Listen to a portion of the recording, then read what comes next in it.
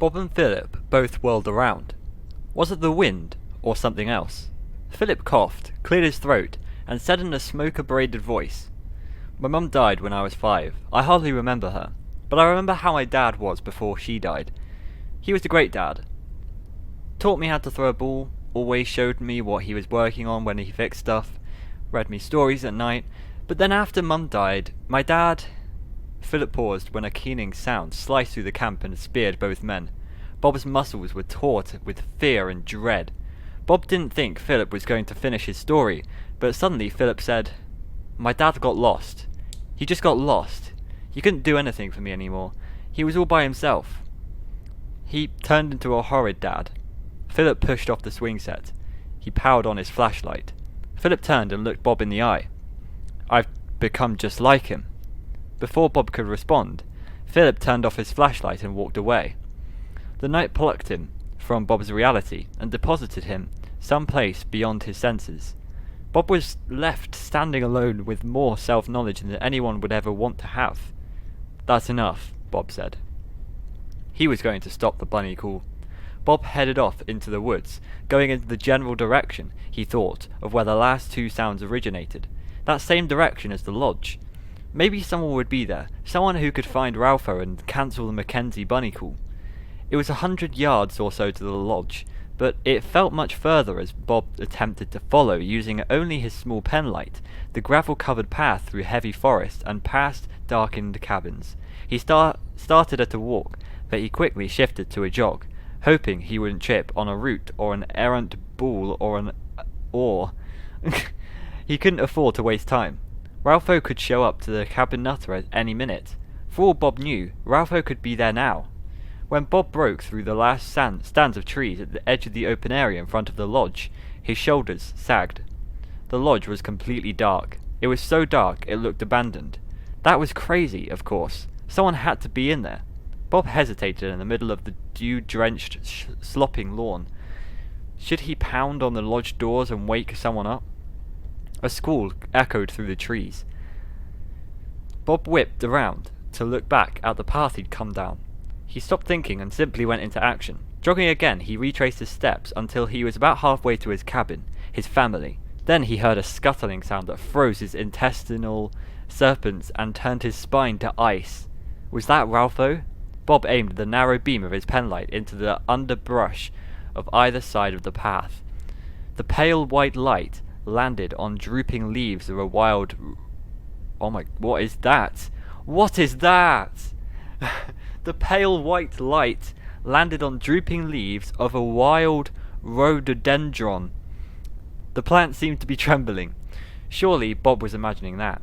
Of course he was. The wind was just stirring the slick green leaves. Or was it the wind?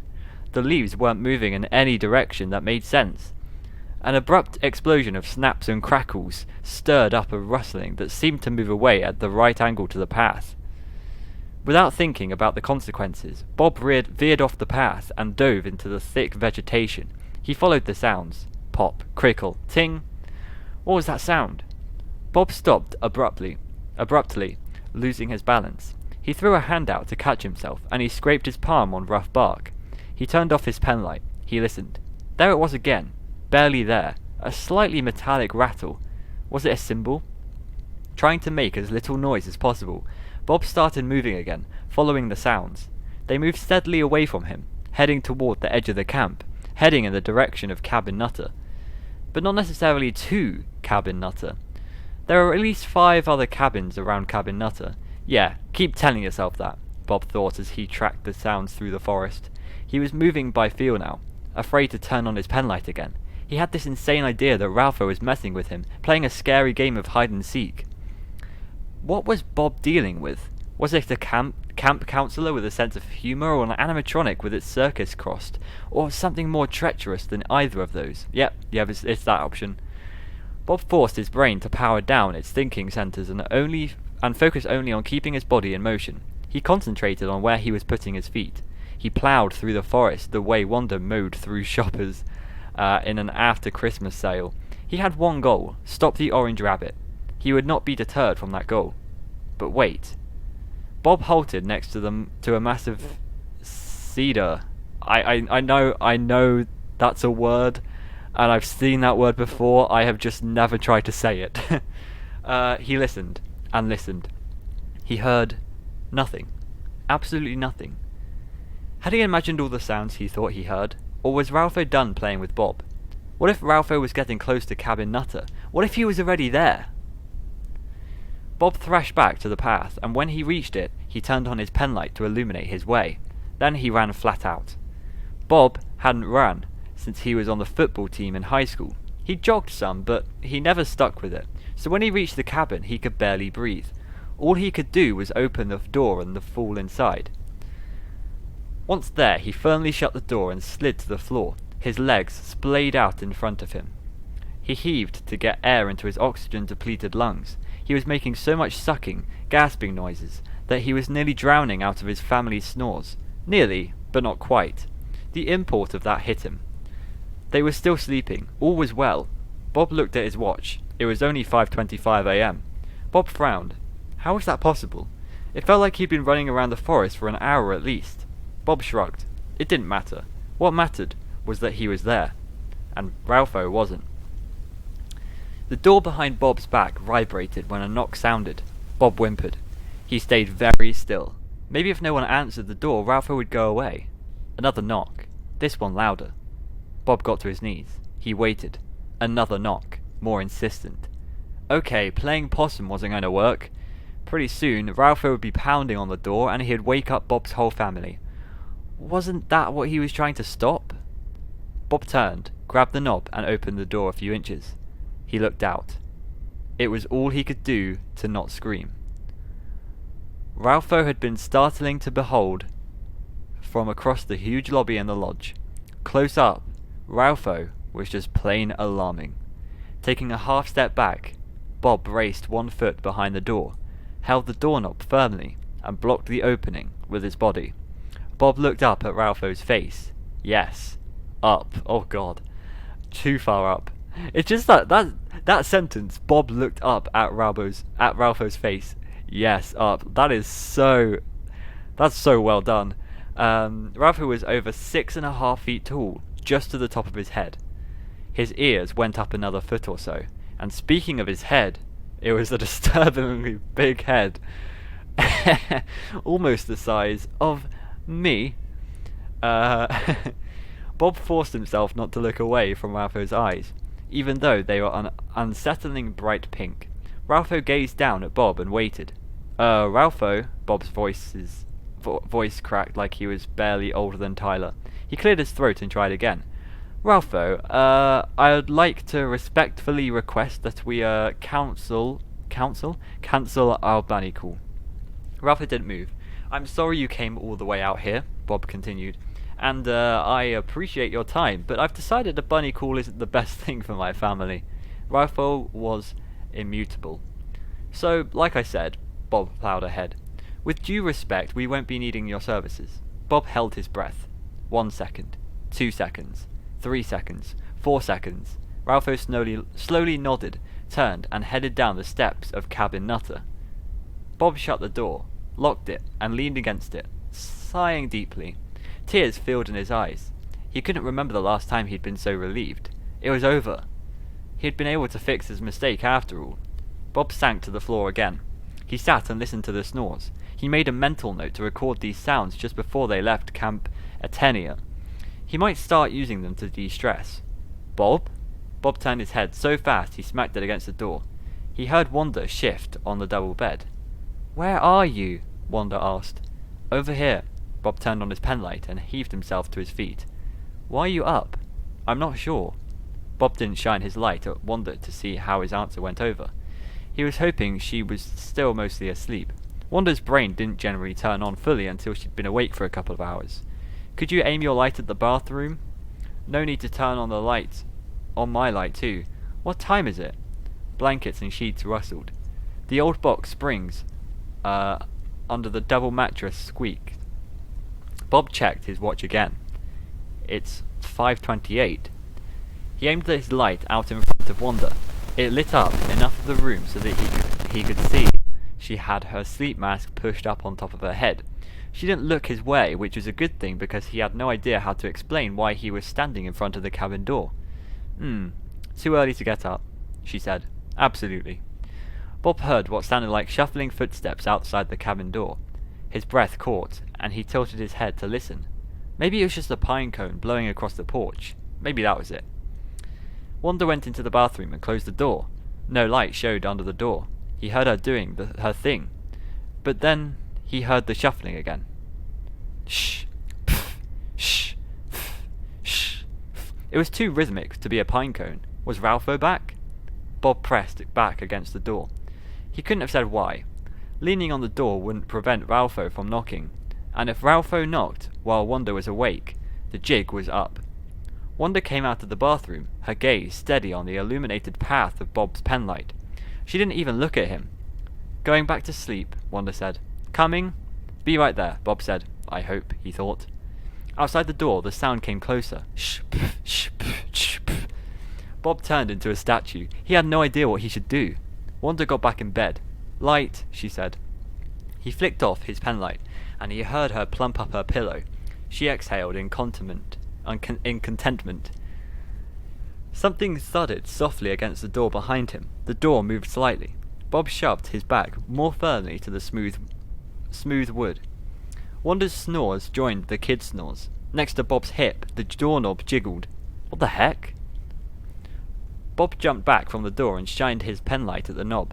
He reached a hand out, preparing to grab the knob, fling the door open, and asked Ralpho or whoever was out there what he, she, or it thought they were doing. Before he could touch the knob, though, he felt something like a static shock, just a faint charge on the end of his fingertips. Bob knew it was a warning. He just knew it. Opening the door would be a very bad idea. Bob frowned. What? That was ridiculous. He was losing his marbles. Yes, someone was outside the door. Someone was trying the knob. But that someone was either Ralpho or another camper. Bob could handle either. Or could he? A metallic scratching sound came from the door. Bob bent over and listened. Someone was trying to pick the lock. Goosebumps erupted on Bob's bare arms. Ralpho, or someone, was trying to break into the cabin. What should he do? Bob looked around wildly. He needed... What did he need? A phone? No phones here. The bell. No, that wouldn't work. The bell was outside. It was outside and it was at the bottom of the porch. Bob would have to get past whatever was trying to break in to get the bell. A lot of good this emergency bell was. A weapon. Bob needed a weapon. He swept the cabin with his light. Of course it had no traditional weapons. No guns, no knives, no swords. This was summer camp, not boot camp. Not even a bat. His kids hadn't signed up for softball. His light landed on tennis rackets and fishing poles. Bob swallowed down a hysterical giggle when his brain offered up an image of him fighting off an orange rabbit with a tennis racket in one hand and a fishing pole in the other. Bob heard a clink and a clink. Well, he had to do something. Grabbing one of the ladder-back chairs tucked around the table, Bob tilted it and shoved it under the doorknob. Just in time. The door started to open, but it caught against the chair. Bob stared at the chair and the door, and he held his breath. Something thumped against the door, and the door moved inward an inch, shoving the chair across the smooth wood floor. Bob jammed the chair harder under the knob and felt it in place. This stopped the door's movement, but by now it was open 2 inches. Breathing fast, Bob shined his light into the gap. He leaned over to get a better look. The tip of a furry orange paw tried to slide through the opening. Bob jumped back. At the same time, he hissed, "Go away! I said I wanted to cancel the bunny call." Ralpho didn't seem to care what Bob wanted. He moved his paw back and forth in the door opening for several seconds. Bob prodded at Ralpho's paw with a penlight, wanting to push the paw back out through the door, but Ralpho tried to grab the light. Bob snatched the light back, then he hit Ralpho's paw with it. The paw wiggled a little, but didn't leave the opening, so Bob punched Ralpho's paw as hard as he could with his fist. Pain shot through Bob's knuckles, and he saw something dark and moist appear on the orange paw. Before Bob could figure out what he was looking at... Wait, something dark and moist? What? Before he could figure out what he was looking at, though, the paw retreated from the 2-inch space. Bob took a deep breath and let it out.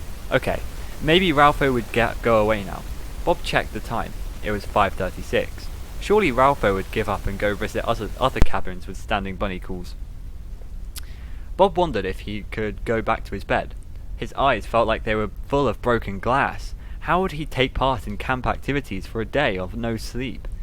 A whomp sounded from under the picture window.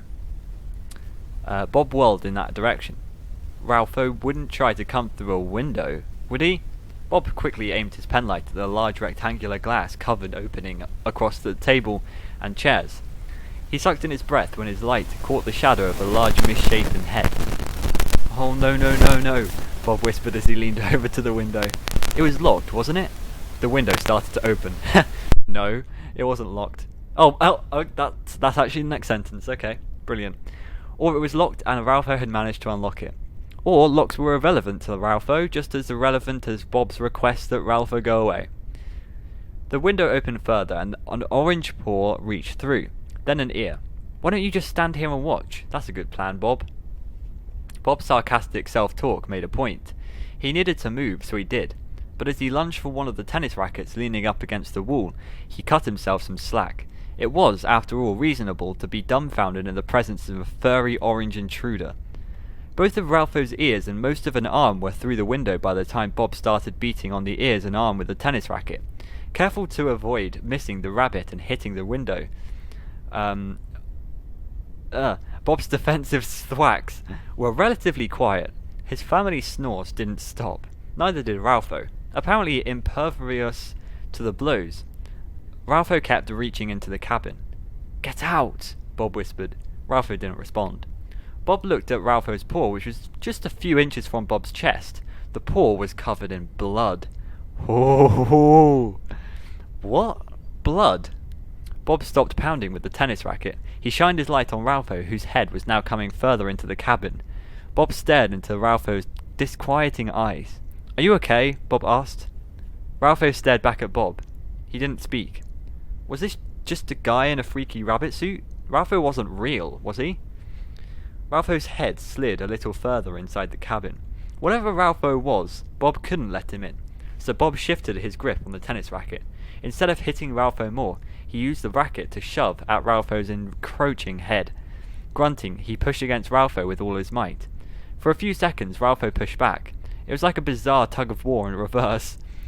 But Bob thought about his sleeping family, and that gave him the extra oomph he needed. Yeah, that's actually a scientific thing. You know, like when you're trying to save your family, you get stronger for a second. Ralpho fell back out of the cabin. Bob quickly but quietly closed and locked the window. Realizing he was breathing loudly, he took a few seconds to get control of himself. Blowing out a long muted breath, he was pleased when he no longer sounded like a train engine. How could Ralpho be bleeding? If Ralpho was a guy in a suit, why would he be willing to get injured to pull off a prank? Up until now, Bob's logical brain had been trying to tell him that the effort he was expending to keep Ralpho out of the cabin was beyond preposterous.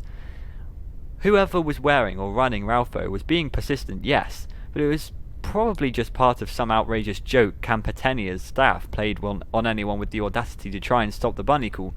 Bob's sense of urgency, his conviction that he was battling a truly dangerous foe, was more than likely all in his head. But a bleeding Ralpho put a serious crimp in Bob's theory.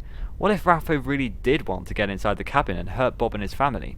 Maybe Bob was losing his mind, but then again, maybe not. The window on the left side of the cabin started to slide open. Bob moaned. He'd forgotten Wanda had opened that window. Bob charged over to the window. Just as Ralpho's bleeding orange paw began reaching through the opening, Bob slapped the window closed, catching the intruding paw. The paw bled more heavily, and it moved, reaching. Bob snatched up the tackle box sitting under the window and slammed the paw with the box. The contents of the box clattered, and the noise made Bob pause. The paw curled back toward the window, and Bob opened the window just enough to thrust the paw back outside with the end of the tackle box. He pushed the window closed and locked it. Bob shined his penlight around the cabin again. What would Ralpho do next? Come on, think, Bob admonished him. Oh my gosh. Admonished himself? Thinking, though, was a bad idea. If he thought, he'd have to face the fact that it really was Ralpho, a very determined Ralpho, willing to bleed to reach his goal, trying to get into the cabin. What else would he want? Bob certainly did not want to think about that. Right now, every one of his instincts was telling him to keep Ralpho out at any cost. This had gone beyond trying to stop Ralpho from scaring his wife and kids. This was about stopping Ralpho, period.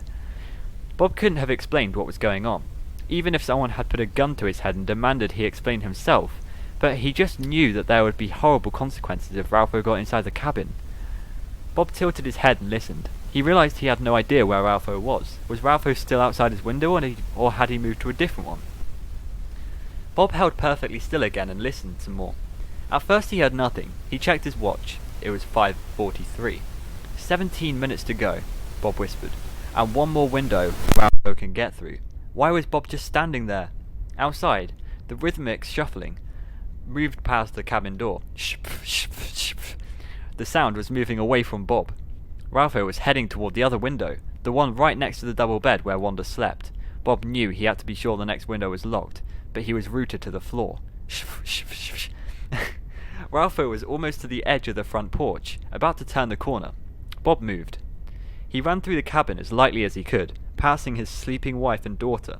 Just as he reached the window, it started to move. Bob grabbed the edge of the window and tried to grab it. Ralpho kept trying to open it. Bob stuffed his penlight in his pocket and used both hands to force the window closed. He concentrated on keeping his breathing even and shallow.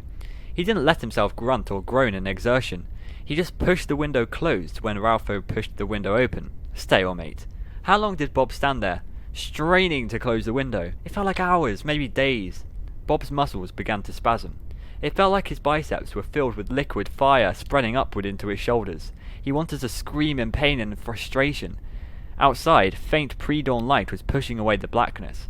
Bob could make out Ralpho's gargantuan head and ears. Bob was just inches from his adversary. Only window glass separated them. Window glass and Bob's determination to protect his family. Bob closed his eyes and gave his effort everything he had. Suddenly the window slid shut. The snick of it latching into place seemed impossibly loud. Wanda stirred, but she didn't wake up. Weakly, Bob locked the window. Then he dropped his arms and shook them out. They felt like they'd turned into a pair of Cindy's flimsy jump ropes. Stepping away from the beds, Bob wiped at the sweat covering his face. He felt a ludicrous sense of accomplishment. A bump and a clatter came from underneath the cabin. Ralpho had moved on. Bob moved his penlight from his pocket and aimed it at the floor. The trapdoor! Oh no! Oh no! I knew the trapdoor would come into play at some point. Bob ran over to the trapdoor and he stood on it. He immediately felt like an imbecile. His weight alone wasn't going to be enough to keep the trapdoor closed, at least not if he was standing. Ralpho could easily throw Bob off balance by opening it. Would sitting on the trapdoor work? Bob sat down on the door. He listened to the bumps under the floor, growing ever closer. The closer they came, the more Bob thought about how big Ralpho was. Bob wasn't a tiny guy, but he was pretty sure whoever was in the Ralpho suit was strong enough to dislodge Bob from a trapdoor. And then what? What could he do now? He looked around, grasping for a solution. His gaze landed on the chest of drawers. Jumping up and running to the chest, he gave it a tentative shove. It was heavy, but it slid easily. The only problem was that the sliding sound was noisy. Cindy's snores paused for a second, and then restarted. Bob's gaze darted around the cabin. Think, think, think. He spotted the quilt lying, folding up, on the edge of the trundle bed. He mentally thanked Cindy for playing with it. If she hadn't, he probably wouldn't have noticed it. Grabbing the quilt, he lay it on the ground. Another bump and a scuffle from another cabin. Ralpho was almost to the trapdoor. Bob tilted the chest toward him, so it leaned on his side. He let it all the way down. I lost where I am. He let it all the way down to the floor on the top of the quilt. Then he bent over, grabbed the edge of the quilt, and started dragging the chest toward the trapdoor as fast as he could. The trapdoor started to open.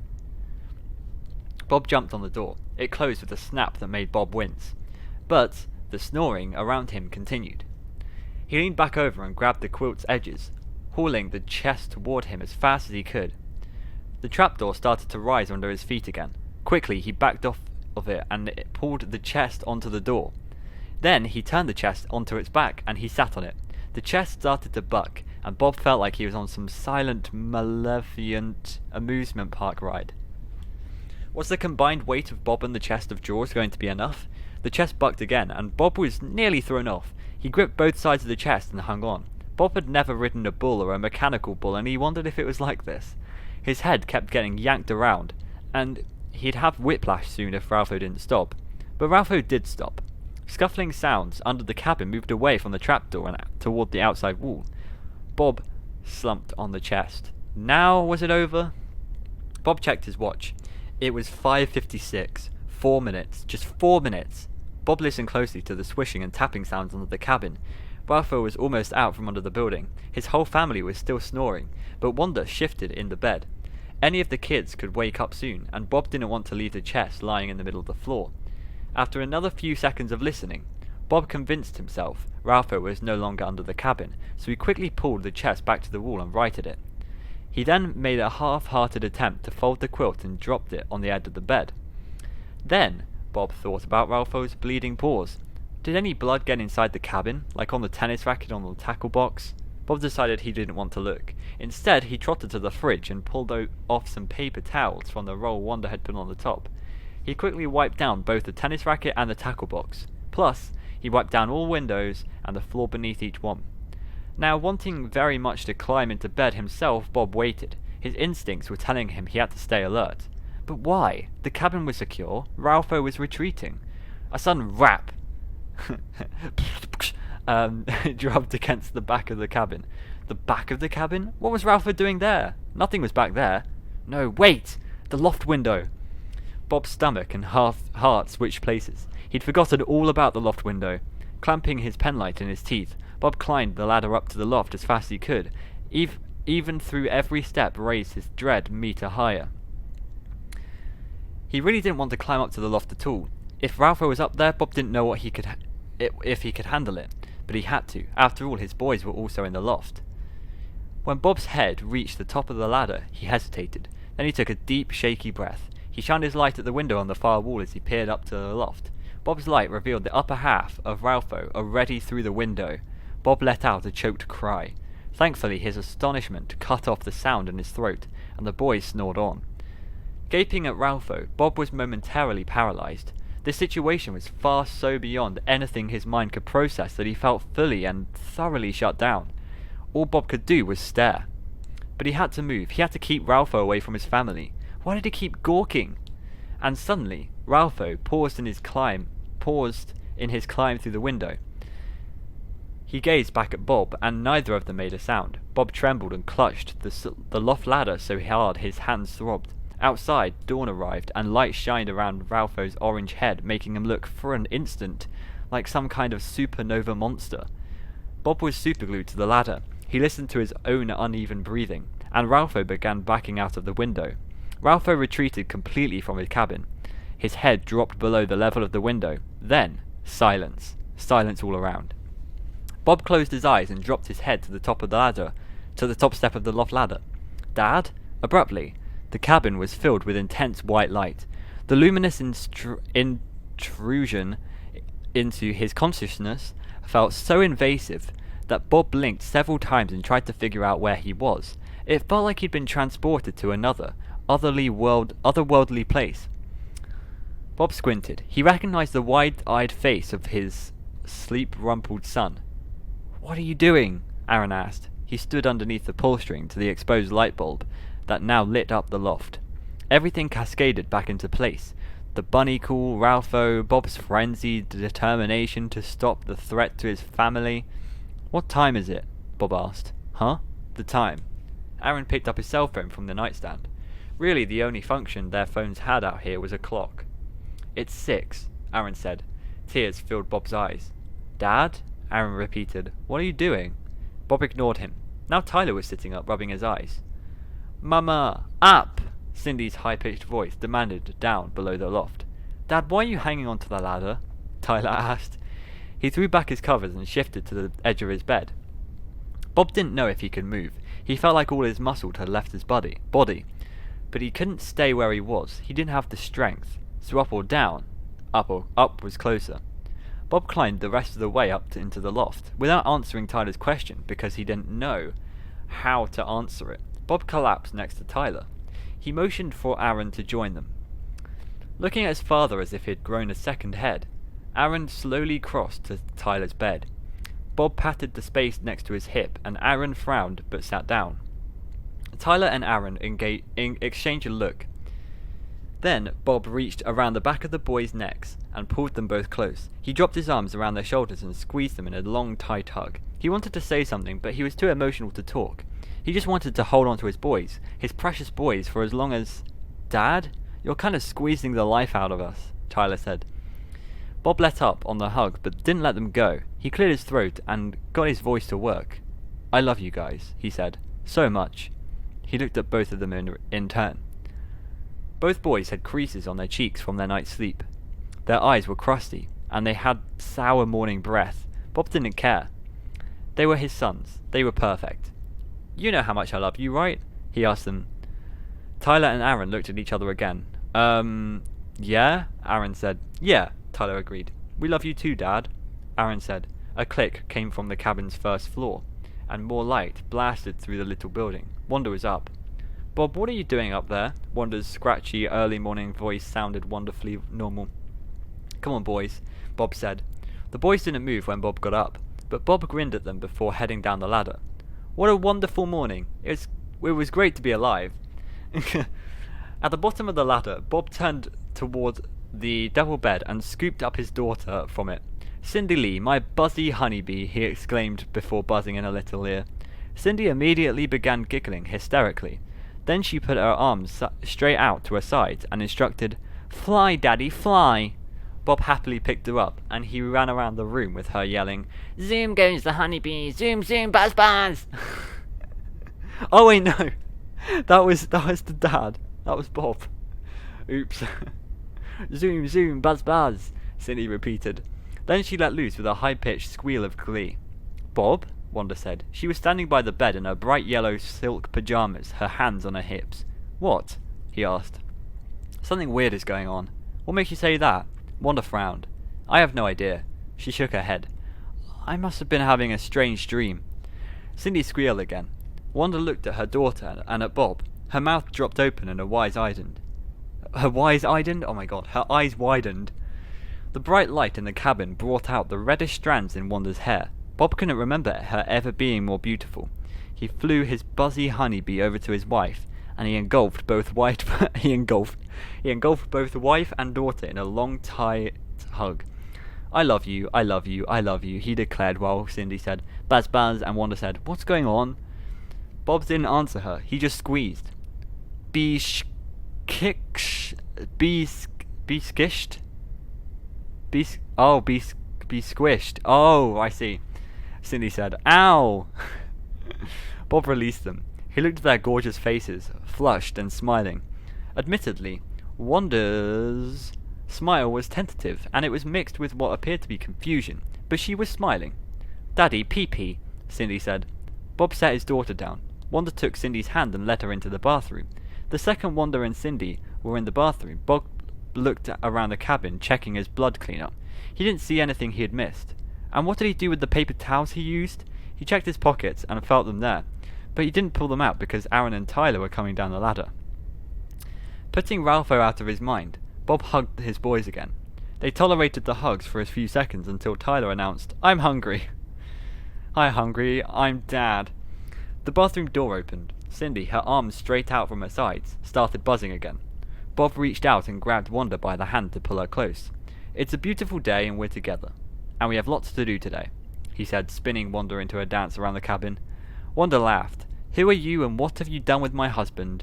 Then she gave up and allowed him to sweep her up into the dance. Heading to breakfast at the main lodge, Cindy skipped ahead, but Bob held tight to Wanda's hand. The sun was already ascending into a beautiful, brilliant blue sky. I added beautiful into that. The evergreens' boughs were bright green in the morning light, and they seemed to be reaching toward that sky, as if in the celebration of the new day. Chickadees played in the forest undergrowth. Their phoebe calls joined with the few chuck cries of the western bluebirds Bob could see flitting through. What is happening? I have no idea what any of this means. A woodpecker added a rat-a-tat from a tree just out of view. On a low-hanging branch near the trail, a chipmunk chattered, "Sprick, sprick, sprick," as it fluffed its tail. Did that sound like a chipmunk? Probably not. Bob felt like he and everything around him had been cartooned. It all felt too colourful, too cheerful, too, well, cartoony.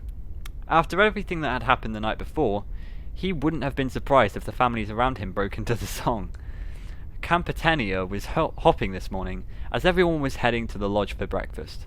Kids were running and playing as they went. Aaron and Tyler raced off to join some new friends in a game that involved a lot of shouting. Today, all the activity didn't bother Bob. He was still riding the high of his profound relief. "I take it you've decided this place isn't so bad?" Wanda asked. Bob grinned at her. "There are worse places. Much worse," Bob thought 15 minutes later as he sat down at the table with his family, eating his way through some of the thickest, tastiest pancakes he'd ever known. "Wow, what's in these?" he asked one of the camp employees who came by to top of his coffee. The perky grey-haired woman leaned over and whispered, "The secret is cinnamon and vanilla, but don't tell anyone I told you." She grinned and bustled off. Breakfast was being served in the main dining room, which, like the main lobby of the lodge, had a vaulted log ceiling and golden log walls. Bob appreciated that the room was filled with dozens of round tables so families could eat together instead of being forced to join everyone else at long communal tables. The only long table was the one at the front of the room, and it seemed to be reserved for the 𝓵𝓵𝓸𝓀 staff. Bob took another bite and watched his kids eat. Aaron and Tyler were stuffing as many pancakes in as they could, acting like they'd never have another chance to eat, ever. Cindy had both pancake and syrup smeared adorably all over their face. Around them, dozens of conversations filled the room with a lively hum that blended with the clinks and clatters of silverware and stoneware. The air was sweet with the aroma of maple and butter. Excuse me, the loud tink-tink-tink of a spoon hitting the side of a glass lowered the decibel level in the room part way. "Could I have your attention, everyone?" Bob and his family, and most of the other diners, looked toward the staff table. In the middle of it, a tall, tanned man with a beard waved at everyone. "Over here," he called. Bob recognized him from the picnic and the campfire the night before. Talking died down. A few more rustlings and murmurings gave way to the silence. Everyone looked at the man. "Remember me from last night? I'm Evan, the owner of 𝓵𝓵𝓸𝓀, and your host. I hope everyone had a good first night." Bob tensed, but kept a smile on his face. Most everyone cheered. Good, Evan said. "Okay, a few announcements." Bob prepared to zone out. He figured Wanda would let him know whatever he needed to know. "First," Evan said, "regarding the bunny calls." Every cell in Bob's body went on a high alert. He tuned in. "My apologies to those who signed up for a bunny call," Evan said. They should apologize, Bob thought. The bunny calls couldn't be done this morning because the counselor who usually does bunny calls overslept. 𝓑𝓏 wasn't able to make his rounds today. Bob stared at Evan. "These are really great pancakes," Wanda said. "Aren't they, Bob?" Oh, I have the shivers. That really got me. That really got me. Oh my god. Wow. That is a good one. That's a really good one. I'm gonna need to think about this. Jeez. So obviously, if you don't get it, the guy said the bunny calls didn't happen this morning, even though for a whole hour straight Bob was trying to fight against the rabbit, against 𝓑𝓏. So how can you explain that? I mean, 𝓑𝓏 didn't oversleep because he was trying to intrude the house. I'm very concerned. I don't understand really. Like, why Bob? Why Bob? What did Bob do? Bob signed up for a bunny call. Why was Bob the one chosen to be like this? I don't know. I really am not sure. Maybe it's something to do with the children. I don't know. If you guys have any theories or anything like that, please do tell me in the comments below. I will read every single one. And yeah, thank you so much for watching. Next time we are going to be doing In the Flesh, which I'm very excited about. That's a very nice title. And I will see you all later. Goodbye!